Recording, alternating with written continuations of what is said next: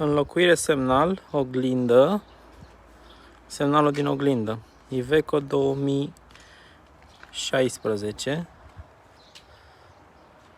model 35C15. Este destul de simplu de făcut. Desface oglinda.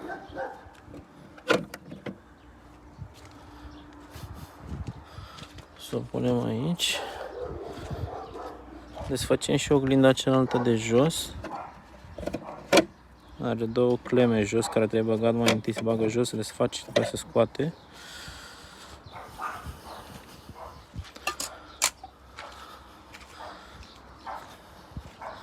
Avem aici câteva șurubele care trebuie desfăcute. Asta, eu le-am desfăcut înainte. Mai avem aici încă unul și aici încă unul. Avem clemele de aici care trebuie desfăcute ca să scoatem capacul din spate.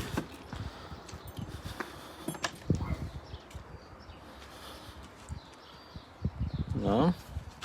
Și după aia ar trebui să desfacă și semnalul de aici.